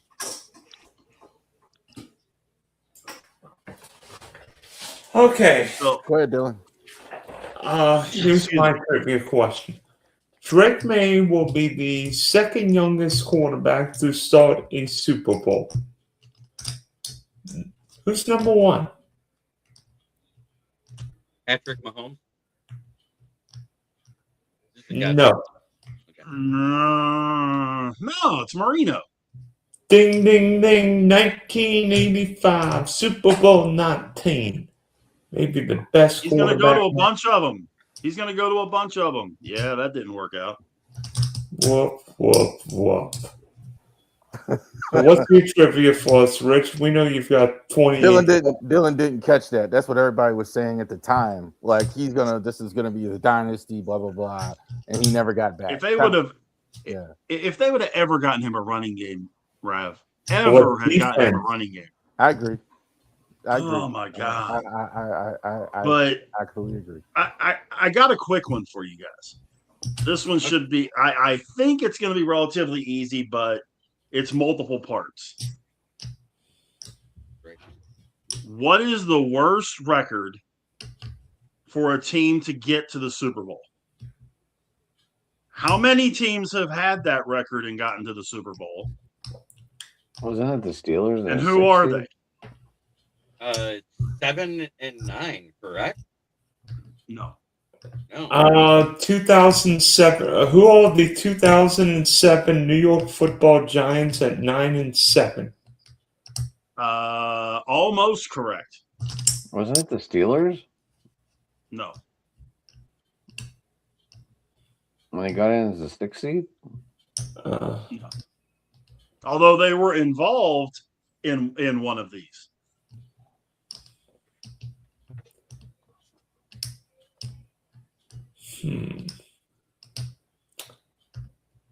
Redskins? The Chargers, San Diego. 2010 Green Bay Packers. No. Oh, are we going back to like the Raiders with Jim Plunk in like 1980 or 1983? There's one way back and one not so far back. Yes. The Jaguars? We haven't made a Super Bowl. Super Bowl. Oh. I remember. Jaguars. Oh, that's right. It was the AFC Championship game. Sorry, LA Raiders. It's not the Raiders. No. I was thinking the Patriots years ago when they played the Bears. It was a wild card, and that was a big deal. Like in '85. They were a wild card, but they didn't have this record. No. Wasn't it Detroit way back when on one of their first championships? Detroit hasn't been to a Super Bowl. It's strictly Super Bowl. He No, said I said Super Bowl. championship. Oh, it's Super Bowl. Okay. Said Super Bowls. Yeah. I thought you said. Would you like for me to narrow it down just a smidge? Yeah, because I'm like, there's so many decades and so many bad teams that have made. Both teams. No, both teams went 9 and 7. Well, the Giants are one. Was it the Steelers? No. I know they got in as a 6 seed one year too. The Giants did it both years. They made the Super Bowl. They were 9 and 7. The Giants did. Dylan almost had one of them. He was super close to having one of them. Oh crap! The Giants Super Bowl, the 2011 Giants. The 2011 Giants were 9 and 7, and they were the only ones to win the Super Bowl. The other one made it and lost. Do the math, Adam. It's before your time. Before my time. It's before Dylan's time, it's before Evan's time, and it's before Adam's time. Was it the Baltimore Colts? No, sir. Yeah, you got to be going back that far if you're talking about before. It's not that far back. 70s. I don't care. Dallas Cowboys? No, sir. Is it in the 70s? Oh, who are the Minnesota Vikings? It's in the 70s, yes. Who are the 1975 Minnesota Vikings? Huh? Who are the 1970 something Minnesota Vikings? No, sir. The 1979 Rams? Ding, ding, ding. We got a winner. This Ferragamo. The Rams in Super Bowl 14 and the Giants in, what was that? 36? Is that 40, right? 46. 46. My bad. By the way, yep. Wasn't that the fourth of the four for the Steelers? Yep. That was against one was hurt. Yep. Because they beat the Vikings and they beat the Cowboys twice and then they beat the Rams. 4 in 6 years. I gotta say this though, like, and I'm not trying to be I'm really not, but they got to do something on Fox with Terry Bradshaw at this point, man. Yeah, he is bad. I mean, he's going to be 78 years old, man. I'm starting to think it's a Lee Corso thing. Yeah, and I'm glad that was the first thing that came to my mind. Like Lee Corso, like Lee Corso though, he could still do his part. Terry's like not like making mistakes, man. Just rambling at times. And if you let Terry go, we're gonna be talking about and I don't wish this upon nobody, God forgive me, but if we let Terry go now, this time next year it's gonna be a John Madden video, but for Terry Bradshaw. For Terry Bradshaw. No, I agree with you 1,000,000%. Why do you guys say that? I know what you mean when you say it, but why do you say that he wouldn't survive without? He'll give up. He's already dealing with Parkinson. Yeah, he got nothing else. He's fought cancer twice to get back to football. He's fought cancer twice and won to get back to football. If football gets taken away from him, if the NFL gets taken away from him, it's going to be I don't know that it's going to be within a year, but I think it'll be extremely difficult for him to continue fighting, and I hate to say it. I do. I'm a Bradshaw guy, but I agree with Evan. As much as I don't want to, I agree with him. I really do. But you're right. Bradshaw has gotten pretty bad. Kind of like I said, Lee Corso-esque. Yeah. I'll tell you what. For how bad Terry Bradshaw is, Tony Romo's worse on CBS. No. Tony Romo is not good. Awful. Tony Romo's okay. He's not bad. Romo's awful.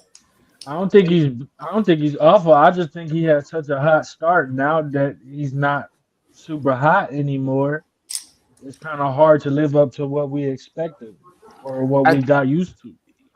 I don't think he's much different, except for I think he's clearly lost enthusiasm. He's clearly lost some enthusiasm. He doesn't seem as excited to be there. And like when he first started doing games, he had a tremendous amount of that. Now he doesn't look like he's got that. But if Tom you Brady's remember gotten much right, better too. I'm sorry, go ahead. If you remember right, when he first started, he was basically calling the play before it happened. Right. His first year, he was so amazing and they reeled him in on doing that. They didn't want him doing that as much, which last I looked, that's the color commentator's job, is to provide insight to what's going on. The play-by-play guy tells you what's going on the field. He watches the ball. The color guy does everything else. And Romo was doing a great job of that. And for whatever reason, CBS said, well, wait a minute. I don't know if it was the fact he was overshadowing Jim Nance or what. That might very well be what it was. But they reeled him in. They didn't want him. Because if you notice, he doesn't do it as much as he used to. He may do it once or twice a game. He was doing it once or twice a quarter when he first started doing it. And that was part of his panache. Not doing it anymore. I think Brady's horrible. And it's not just my Wait. I'm gonna object you on. I think Tom Brady's gotten a lot better. Yeah, I agree. I think he's bad. I think Chris Collinsworth. I've always thought Chris Collinsworth was bad. I think Chris Collinsworth and Tirico were fantastic this year. I thought that. I'll tell you what, the Tirico Collinsworth Week 18 broadcasts are the best one in the year by far. No questions asked. I think the problem with Collinsworth is he's really negative at times. I think that's the thing with him. He'll really just start being. I think he's actually calmed down compared to the way he used to be. I think Collins was bored about not doing another Mahomes Super Bowl, but he gets Patriots Seahawks for the second time. Tirico to me is the number one play-by-play guy out there. No. Number two is Kevin Harlan. What? Kevin Harlan is Kevin Harlan. Kevin Harlan, I can pay attention on the radio very well. he paints the picture on the radio, but he still does it on TV also, so that if you're not watching that game on TV and you're working in the kitchen or whatever, you still see the picture, even though you're not watching the game on TV, but he still calls it the right way for TV. Kevin Harlan is unbelievable. He just doesn't have the experience that Tirico has, because he's only been doing this for like 20 years, and Tirico's been doing it for going on 40 now. I think Kevin Harlan's even better on basketball. That's not what we're talking about, but I think he's. I kind of see him as a basketball announcer, kind of like Gus Johnson. It's kind of like saying him doing games, kind of the same guy. Like he's a better basketball announcer, but he's like fantastic. They're loud. You can hear them. Gus is really good on basketball. Like Nance is kind of like understated, and Joe Buck, and they're just kind of like Nance, like Harlan and Gus Johnson. Yeah, you could be in any room in the house and hear them. Joe Buck makes my ears bleed. He does. I call him Joe and and White Jay-Z. Just go look at Troy Aikman and Jay-Z's picture next to each other. They look like twins. Troy Boy was a really good. Michaels is good. I like Herb Street, but isn't it too though? I think Michaels is kind of rounding third, headed toward home.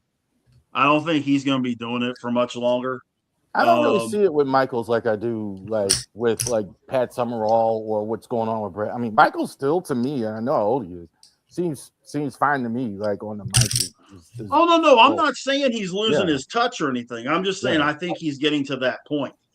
And I like Herbie. I think Herbie does a really good job on color.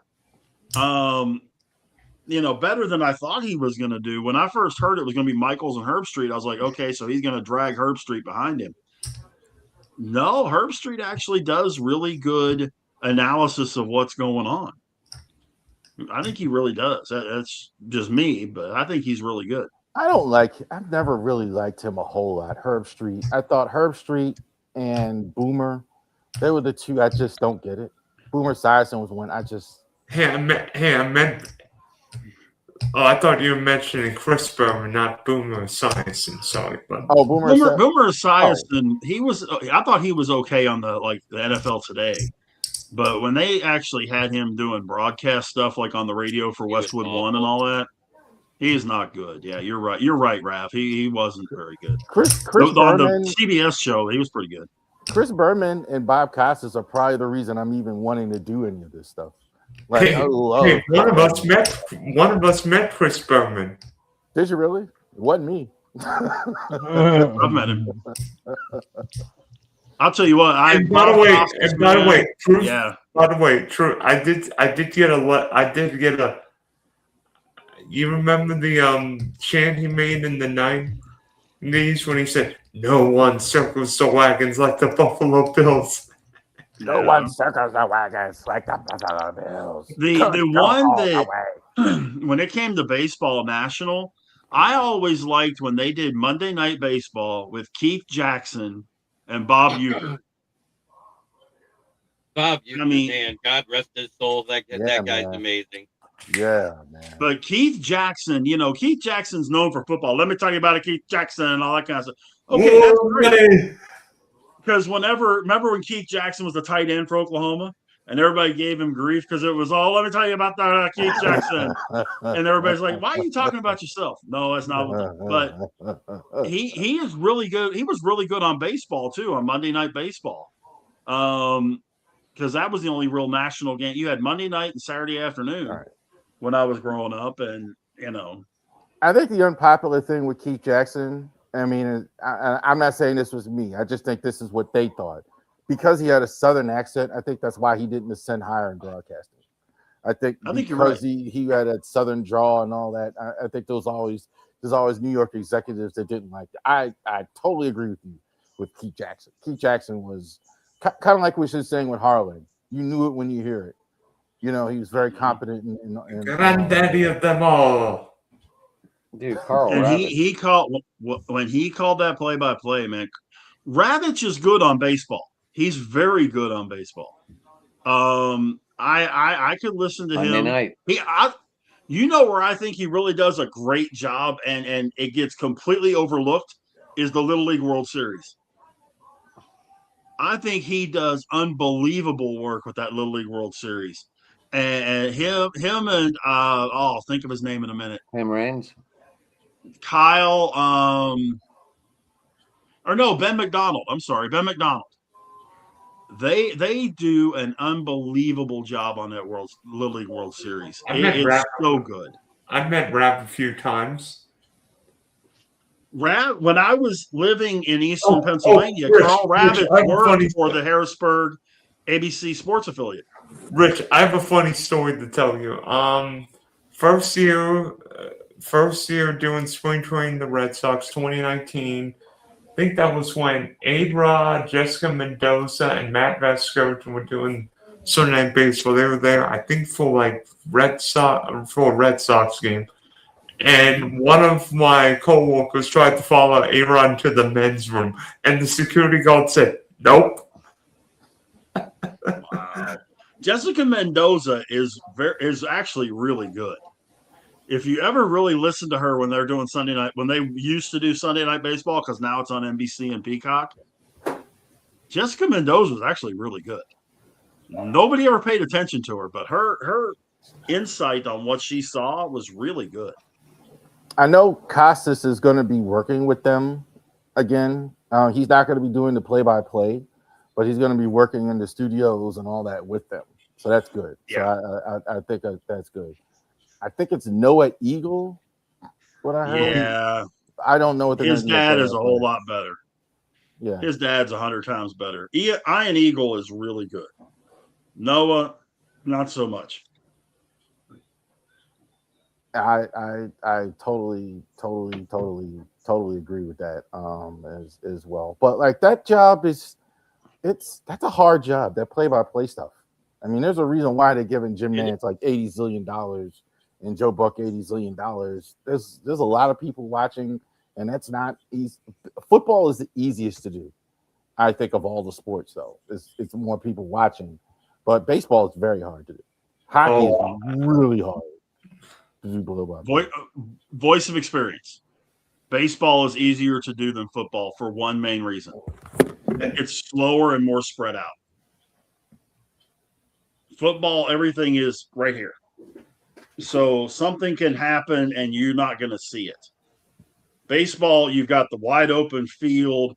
If something does happen, you can pretty well narrow down what happened and all that. And it doesn't move nearly as quickly as football does. You can do a baseball broadcast by yourself and have it sound okay. It can sound good. You cannot do a football broadcast by yourself and make it sound good, because if you're trying to do play-by-play and analysis, it's bad. I did it sounded like shit when I did it. So yeah. I'm sorry, Rab, but I think baseball is much easier than football. I think I'm going to head out. Thanks for the discussion, Evan, and hopefully you don't bungle Cleveland's first round pick like you did Johnny Football back in the day. But hopefully the Browns get a coach soon. You know? And I think we play you guys this year. I think he's muted. Don't know it. I know we play the Jaguars in Tampa on the road. So you coming to Florida this year? I talked about it a little bit this morning. Oh, great. Oh, no. There'll be 80% Steelers fans at both games. Oh, fudge. Yeah, they probably will. They call it Duval. They kept saying it. I was like, Dylan, you taught me what Duval is. That's Duval County. It's like, why do they keep saying? No, it's Trevor County. Trevor County. Oh, they've changed the name now. No longer No, Duval. because this year they have to play in Orlando while they build the stadium. No, that's next year, 22nd. All right, Evan, I know you just texted me and said you got to go. How do people get a hold of you?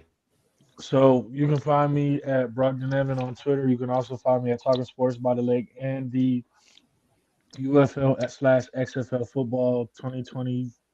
What is it? 2020. Yeah, we gotta talk. We gotta about that update one. it. We gotta The update it schedule and is talk about released. that stuff. But that's where you can find me. And I'm sad that Dylan left before I could say thank you for giving me Mason Graham and an extra pick and Tevin Campbell for Greg Newsome. So, but yeah, that's where you can find me. Had to take some time off. I greatly miss this crew, these guys. It's a great atmosphere here, and I can't wait to get the show back started up. But yeah, those are the places you can find me at the most right now. It's great to have you back, man. It's good to be back. Yeah, I had a question absolutely. about a question that I'm gonna ask before I get off of here. Are you guys interested in doing a first round mock and talking about each pick Yeah, for the absolutely. NFL draft? I'm sure Yeah, I'm we're working gonna on get that one. now. Mock draft. yeah, I man. do a mock draft every day, all 7 rounds for Detroit. Just trying for to get Detroit there. or for the whole league? Well, Detroit, I'll do one for the Jaguars and I'll do one for the Buccaneers because I write about both of them now for the roundtable.io. Okay. Yeah, I So did I a write first about round for everybody, but I haven't done past first round. Jeremy, just to let you know, I will not be there Thursday. I forgot to tell you, I'm going to the hockey game. Okay. Are you guys going to be able to be on tomorrow night or are you guys starting later again?